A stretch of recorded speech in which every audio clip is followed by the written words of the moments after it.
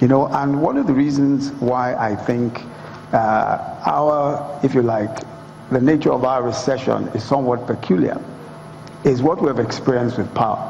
As of February 2016, Nigeria was producing 5,000 megawatts of power, the highest in the history of this country, 5,000 megawatts of power.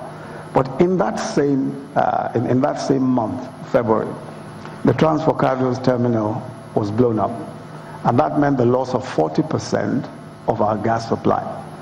Now, with the loss of 40% of your gas supply, obviously that affected practically all of our plants that use gas. All of our thermal stations were affected by it. Production dropped at some point to almost 2,500 megawatts of power. Now, when you have those kinds of shocks, obviously it really does negatively impact on what your plans and projections are. That's one of the reasons why our subsea pipeline project is absolutely important, because somehow we must avoid, the temperamental nature of the Niger Delta. Today today there's peace, tomorrow there's some, people are blowing up pipelines and all of that. And it's a peculiarity that we have. I think we are quite focused in terms of our projections for power.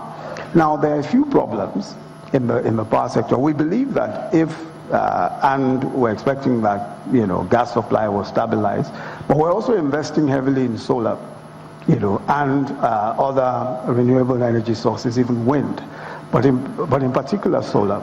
And if you noticed in the president's recent address, he talked a lot about the river basin authorities and improving the hydro plants, the small hydro plants in all of these river basin projects. Isn't solar going to be too expensive for the rural areas? No, it's not. It's not. As a matter of fact, you'll find that prices generally of solar are really tumbling. We have a project for even just domestic solar just outside Abuja, where we're actually installing in a village just outside Abuja little solar plants in people's homes. Now, these little solar plants will power about 4 points of light. It's run by a company called Azuri. Azuri is a company that was introduced to us by the Energy Africa project, which is a UK-Nigeria project. Basically, what they're doing is trying to produce solar plants that are cheap, easy to manage. The total cost of each one is under $200. The total cost of each of those plants. But those are small domestic ones. We have really no choice with using solar, because that's obviously an area of natural advantage for us, especially in the north, where radiation is highest. And we're really investing in that. We have about 1,600 megawatts of power coming on stream. We have solar power projects that are about 1,600 megawatts of power, which will come on stream. The problem, of course, with solar power is the base load, because you need substantial base load for industry. But as far as domestic use is concerned, it still presents one of the best options that we can find. Okay, just before we go to Q&A, which Zain will handle in just a second from now, let me just use this question to wrap up, Mr. Vice President. In terms of policy on education, a lot of young people would love to have some kind of education on entrepreneurship, on specific areas of business that you can say young people don't have the capacity to go into this sector.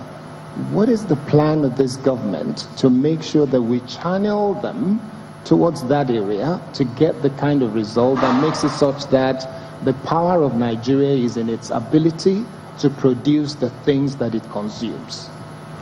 Let me just, again, I borrow a leaf from what Udoma said, the Honourable Minister for Budget and National Planning. Maybe we just need to talk more and more. We have a program called the NPower program, which is a program where we're bringing in 500,000 graduates.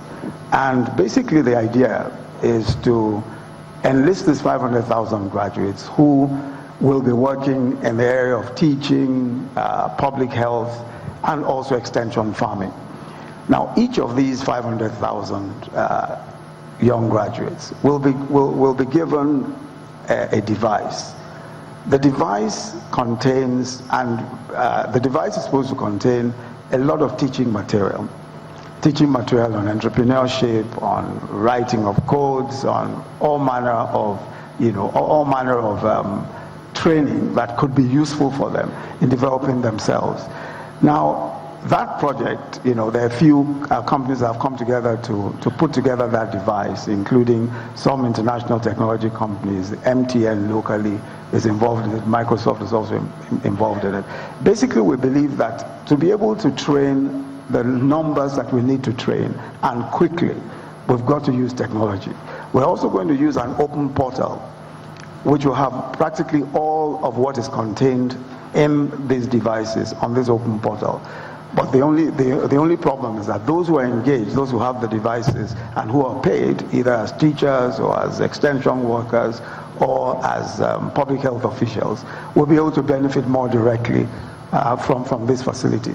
So we think that in order to train people quickly, the way to do it is through technology. And we're investing heavily in that particular project. That's part of our social intervention scheme, which is a 500 billion government policy. All right, and with that, I'd like to open it up to the audience to see if anyone here has any questions for the Vice President. Let's see. Okay, this gentleman over here, can you stand up, please?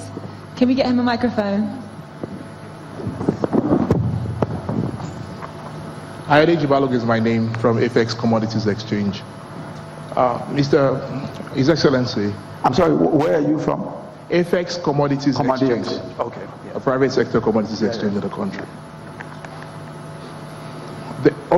Since 2013, strategic to drive agriculture and link agriculture with industry, which is what we want to add value in the country, is storage. The country had invested over $1 billion in building several storage systems across the country, 33 over 1 million metric tons. Yes. Now, over 5-6 years, this has been idle, almost all idle, less than 0.25% utilization. There's been a privatization process which has been on fast track for over 3 years. Now, immediately this administration came on fast track for over 3 years. Immediately the administration was sworn in, one of the first executive approvals that came was the approval to continue with this process. And it's still on fast track for 1 year now.